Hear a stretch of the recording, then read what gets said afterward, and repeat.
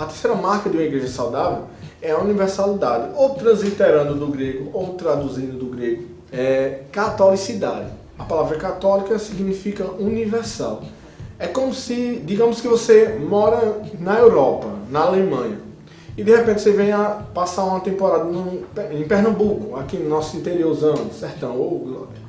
Então você está aqui, você vai congregar, cultuar a Deus, e ao cultuar, você vai ver que nesse culto tem as características do mesmo culto no qual você cultua ao Senhor na Europa. Isso seria o quê? Uma universalidade, ou seja, independente do lugar e do momento, Cristo é exaltado, Deus é glorificado em toda a sua totalidade, pelos sacramentos e pelos fundamentos da igreja, que seria a Trindade, batismo, a ceia.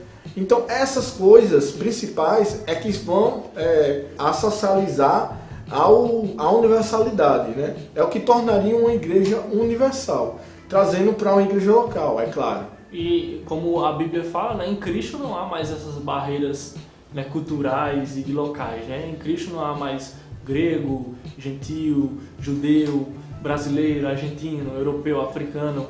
Então a igreja é universal também nesse sentido. Né? Muitas seitas têm acontecido justamente por conta disso, por fugir da universalidade, da questão histórica do Evangelho, daquilo que é a palavra de Deus. Então, durante toda a história, existiu uma forma de culto, existiu uma forma de se adorar ao Senhor, e essa forma vem sendo deturpada de geração em geração, infelizmente. Por mais que muitas coisas mudem, as principais são a ceia, o batismo, e, de uma certa forma, crer na Trindade do Senhor, a Santíssima Trindade, Pai, Filho e Espírito Santo, é que vão dar essa ênfase à universalidade dessa igreja. Então, se tem uma igreja na qual eles não confessam Deus como trino, não creem na Trindade, nem administram o batismo, e nem fazem a Santa Ceia, então essa igreja ela não é saudável. Ela não só rompe as barreiras de locais, mas as barreiras do tempo também, né? Então a Igreja Universal ela rompe as barreiras de espaço e tempo. A igreja do início do século I lá, depois de Cristo, depois da igreja em Atos lá, depois do tempo bíblico, deve ser a mesma igreja dos tempos de hoje. Então também, olhando para essa característica, nós vemos que ela quebra um pouco o nosso orgulho denominacional também, né? Sabemos que há as denominações e a igreja, não há só salvação dentro da minha igreja, da minha denominação ou da sua denominação. A igreja, como uma frase que eu ouvi essa semana, a igreja ela está dentro da igreja. Ou seja, a igreja verdadeira ela está dentro da igreja instituição, da igreja organização, das denominações espalhadas pelo mundo. A igreja verdadeira ela está aí, espalhada por essas denominações. Então quebra toda essa barreira também de denominação. Tem um texto bem conhecido da igreja cristã, Gálatas 3, 28, onde vai dizer que não há judeu nem grego, nem escravo, nem livre, homem nem mulher, pois todos são um em Cristo Jesus. Olha aí, crente, você que diz aí que só a sua denominação equivale, dedinho aí. A pessoa que se converteu, que está procurando uma igreja, quer se inserir, ela tem que ter esse olhar, cara. Ela tem que olhar para as outras congregações sabendo que elas serão salvas, independente da doutrina delas. Então, se você está procurando uma igreja, a terceira marca da igreja saudável é a universalidade. Ela não tem um preconceito com outras denominações. Então, a quarta marca dessa igreja saudável é que ela é apostólica. E o que é ser uma igreja apostólica? Então, os apóstolos foram aqueles primeiros mensageiros, né, autorizados e comissionados por Jesus para levar a mensagem do Evangelho. Né? Em Mateus 28 tem a grande comissão, Jesus se referindo, falando para os seus apóstolos, seus discípulos, e aí aquela briga, né? Havia os 12 apóstolos, mas haviam outros cristãos, primeiros cristãos também que eram chamados de apóstolos, mas a definição é essa, né? Aqueles que tiveram com Cristo, aqueles que viram a Cristo, andaram com Cristo e foram os primeiros mensageiros, né? Autorizados para levar a mensagem de Cristo, e a bateria da câmera está apitando ali, está mostrando que está vermelhinho e vai descarregar. Uma base clara aqui que os apóstolos, eles, após o recebimento do Espírito Santo, lá em Atos 2:42 vai dizer assim: eles se dedicavam ao ensino dos apóstolos e à comunhão, ao partir do pão e às orações. E todos estavam cheios de temor, e muitas maravilhas e sinais eram feitas pelos apóstolos.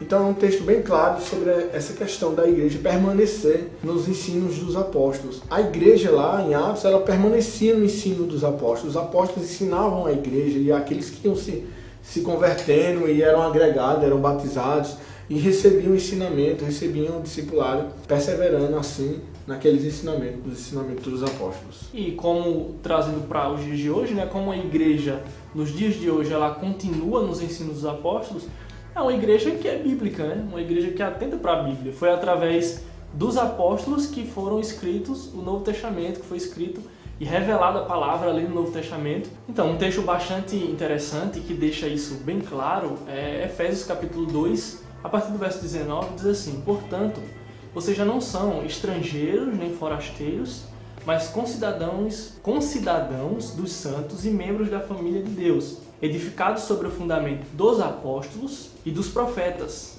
tendo Jesus Cristo como pedra angular. Então, no verso 19, ele fala de ser membros, né, da família de Deus, também aplicando a última característica que a gente falou, né, da questão da universalidade, e dizendo que vocês já não são mais estrangeiros nem forasteiros, né, mas concidadãos dos santos, membros da família de Deus, né? E essa família de Deus ela está edificada sobre o fundamento dos apóstolos e dos profetas. Os profetas fazendo referência ao Antigo Testamento, né, que é a Escritura, né, revelada por Deus, e os apóstolos, que é o ensino de Cristo, o ensino do Novo Testamento. E essa igreja, que é a família de Deus, essa igreja saudável, ela permanece edificada sobre a pedra angular, como o texto falou, que é Cristo, e ela está fundamentada ali na doutrina dos apóstolos e dos profetas, ou seja, da Escritura, né? Então, ser uma igreja apostólica é uma igreja que tem como base a Escritura, tem como base a revelação de Deus. Então, ela permanece na doutrina dos apóstolos. Então, para você saber, isso faz parte das marcas de uma igreja saudável, se a igreja é saudável, ela deve pregar a palavra de Deus. E, então, você deve analisar se ela realmente está pregando a palavra de Deus, assim como lá em Atos 20 vai falar. Essa questão da permanecer no ensinamento dos apóstolos é nada mais nada menos que permanecer fielmente à mensagem de Deus, o Evangelho, a palavra de Deus. Bem, pessoal, basicamente é isso. Respondendo àquela primeira perguntinha, eu creio em Jesus e agora, para onde eu irei? Você vai para uma igreja na qual ela seja saudável, onde a gente tentou propor para você aí trazer uma luz acerca dessa questão, o que é essa saúde na igreja. Vá a uma igreja, você precisa se congregar, você precisa estar em comunhão com os seus irmãos, ser unidade, você precisa participar da igreja, você precisa se santificar e ser santo junto com sua igreja, precisa ser universal também e também permanecer no ensinamento dos apóstolos, na palavra de Deus. Então não é tão difícil compreender, né? De fato, você observa a igreja, né, que você chegar, que você visitar uma igreja nesse processo, né, de definir uma igreja para congregar, você aplica, né, essas coisas, vê se a igreja ela permanece realmente nessas características, nessas marcas de uma igreja saudável, não olhando, claro, buscando uma perfeição nos membros, porque como nós falamos, né, nunca você vai achar uma igreja de fato perfeita, olhando de forma prática, porque são seres humanos, são pessoas falhas, são pecadores, mas se você vê nessa igreja, marcas dessas que nós falamos, que são essenciais, coisas básicas para a fé cristã, e se você vê pessoas buscando de fato crescer em Cristo, amadurecer, pessoas quebrantadas, reconhecendo o seu pecado diante de Deus, essa é a igreja boa para você congregar, por mais que tenha pessoas falsas, por mais que tenham pessoas que de fato são joio, porque a palavra diz que vai haver muito joio no meio do trigo, né? Infelizmente. E a igreja visível ela é composta por pessoas realmente da igreja verdadeira e pessoas que são cristãos falsos, mas você tem que usar muita sabedoria e avaliar e ver na igreja, na pregação, a fonte, né, da pregação, do ensino da igreja, se ela realmente permanece saudável, né, se ela permanece com essas marcas. Bem, gente, então é isso. Esse foi o vídeo de hoje. Se você gostou ou não gostou, deixe nos comentários. Não deixe de curtir. A gente precisa que você curta, a gente precisa que você compartilhe nas redes sociais. Fique à vontade. Ajuda nós. Nos ajude a produzir um conteúdo melhor a cada dia e deixe a sua opinião aí para alguns temas que virão. Se você quer algum tema específico, deixe aí nos comentários. A gente conta com a sua ajuda. Queremos agradecer, né, a todas as pessoas que têm assistido nossos vídeos, as pessoas que já se inscreveram no nosso canal, tem sido muito bacana mesmo, o retorno também no Facebook, nas redes sociais. Então muito obrigado mesmo, galera, pelo apoio aí de vocês. E se você não se inscreveu ainda, você se inscreve no canal. Até a próxima semana com mais um vídeo e não seja um desigrejado. Procura a igreja. Procura a igreja.